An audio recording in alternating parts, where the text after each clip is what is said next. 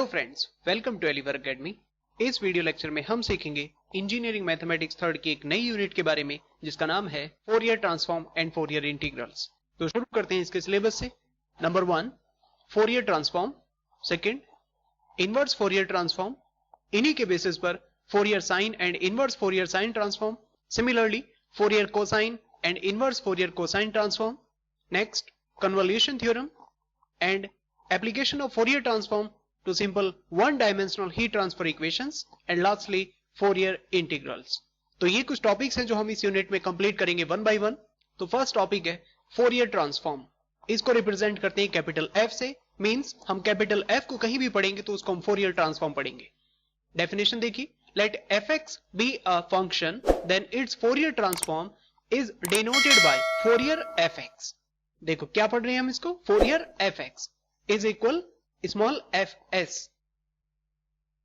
तो ये रिप्रेजेंटेशन करने का तरीका हुआ फोरियर ट्रांसफॉर्म को, या तो आप उसको कैपिटल एफ यानी फोरियर ट्रांसफॉर्म बोलेंगे या फिर आप उसको स्मॉल एफ एस से रिप्रेजेंट करेंगे।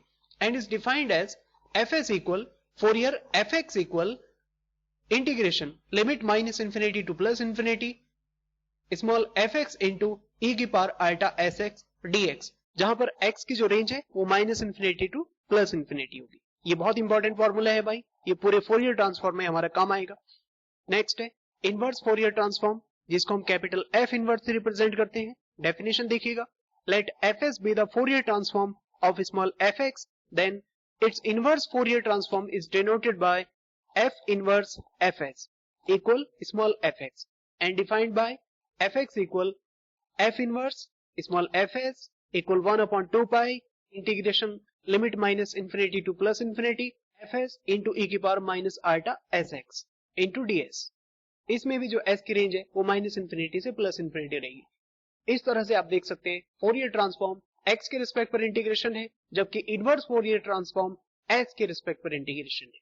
अब एक बात आपको पहले से इसमें पता होगी कि ई की पावर आल्टा एस एक्स को कॉस एस एक्स प्लस आल्टा साइन एस एक्स लिख सकते हैं। तो इसी के बेसिस पर Fourier sine transform, Fourier cosine transform बनते हैं। तो आइए उनको देखते हैं। फोरियर साइन ट्रांसफॉर्म, जिसको हम एफ एस से रिप्रेजेंट करते हैं, एस फॉर साइन। डेफिनेशन देखिए, let F x be a function then its Fourier sine transform is denoted by Fourier sine of F x या फिर Fourier sine s and defined as Fourier sine equal integration limit 0 to infinity F x into sine s x D x. यहां पर जो x की range है वो 0 to infinity है। Next inverse Fourier sine transformation, इसको हम एफ एस इनवर्स से रिप्रेजेंट करते हैं भाई। तो आइए इसकी डेफिनेशन देखिए, let F s s be the Fourier sine transform of F x then its inverse Fourier sine transform is denoted by f s inverse of f s s equal f x and is defined as f x equal 2/pi integration 0 to infinity Fourier sine s into sine s x d s. यहां पर भी s की जो range है वो 0 से लेकर infinity तक होगी। तो ये दो फॉर्मूले फोरियर साइन और इनवर्स फोरियर साइन के लिए।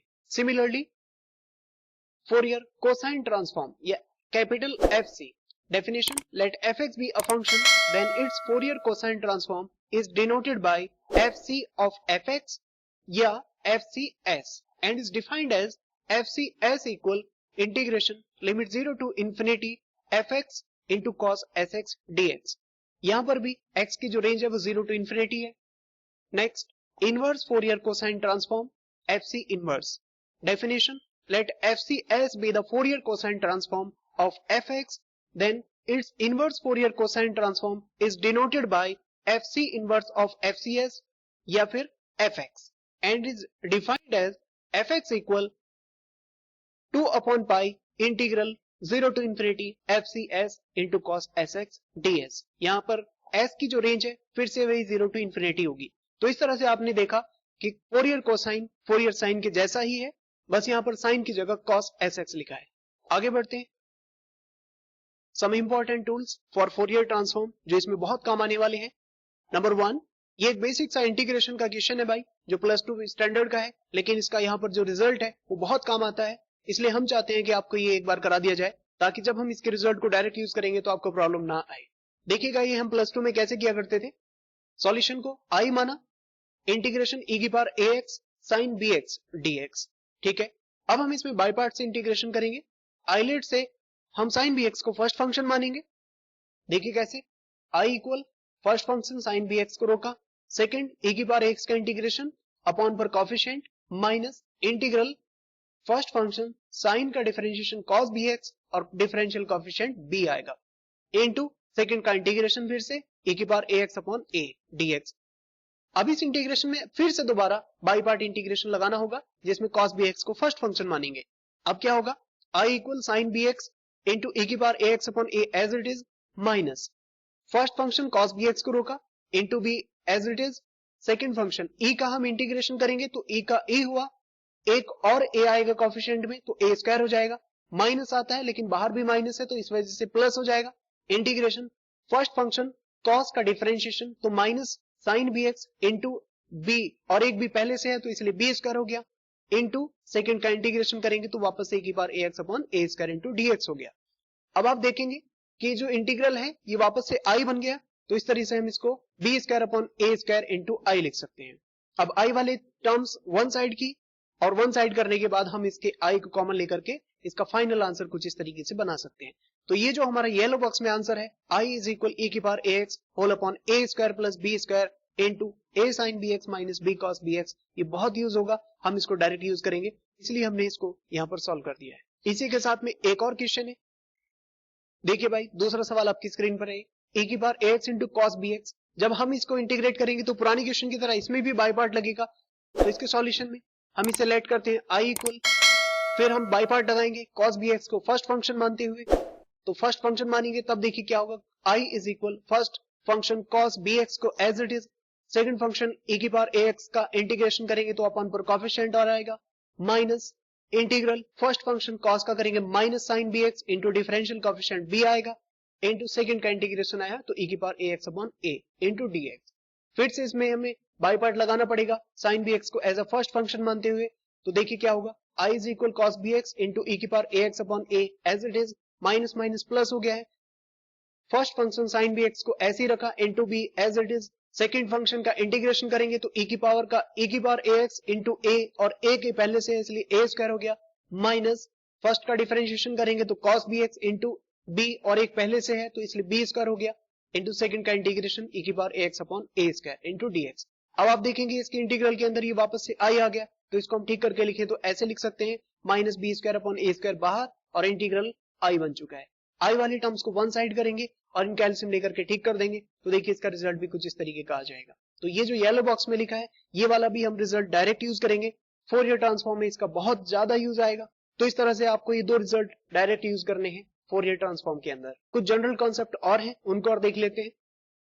गामा फंक्शन, ये भी कई जगह यूज होगा। गामा फंक्शन होता है इंटीग्रेशन लिमिट 0 से इंफिनिटी e की power minus x into x to the power n minus 1 into dx। तो ये इक्वल होता है गामा n के, where gamma n equal factorial n minus 1 into factorial n minus 2 up to 1 and gamma half is equal root pi होता है, ये आपको पता होगा।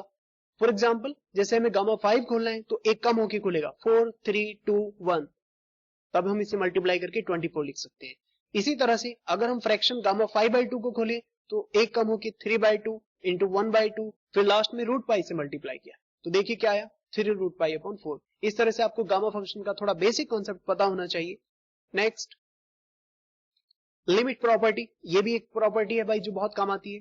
देखिए अगर कभी इंफिनिटी लिमिट होगी जैसे minus infinity to plus infinity F x D x लिखा हो तो हम इसे ऐसे लिख सकते हैं limit a tends to infinity और इसे एक फाइनाइट लिमिट बना देंगे माइनस a टू a।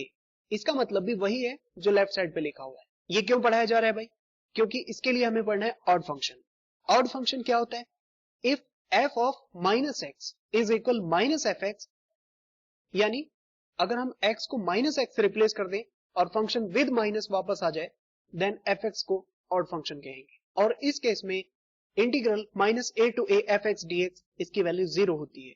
हम डायरेक्ट इसको यूज करेंगे बहुत बार कि अगर कोई ऑड फंक्शन है तो हम minus a to a limit के साथ में उसका डायरेक्ट आंसर क्या कहेंगे 0। इसका एक एग्जांपल समझ लीजिए, जैसे इंटीग्रल माइनस पाई बाय 2 से pi by 2 sine x dx। अगर आप इसमें करेंगे तो sine of minus x is equal minus sine x होता है, इस वजह से इसका आंसर हम सीधा क्या लिखते हैं, 0 लिखते हैं। एक और चीज है इवन फंक्शन। इवन क्या होता है भाई, if F of minus x is equal plus F X आई, मतलब माइनस का फंक्शन पर कोई असर ना हो, then F X is called even function. And in this case integral minus A to A F x D X वो equal होता है twice of integral 0 to A F x D X के। For example ये integral minus pi by 2 से pi by 2 cos x D X वो twice होता है integral 0 से pi by 2 cos x D X के। तो इस तरह से आपने ये लिमिट प्रॉपर्टी को ऑड फंक्शन में, इवन फंक्शन में यूज करना है और ये फूरियर ट्रांसफॉर्म में हमारे बहुत हेल्प करेगा, इसलिए बेसिक कॉन्सेप्ट आपको बताना जरूरी था। इस वीडियो लेक्चर में इतना ही। अगले वीडियो लेक्चर में हम इनके ऊपर बेस्ड बहुत सारे इंपॉर्टेंट क्वेश्चन करने वाले हैं, तो आप बेल नोटिफिकेशन ऑन कर लीजिए ताकि जब भी अगला वीडियो आए तो आपको नोटिफिकेशन मिल जाए। Thanks for watching.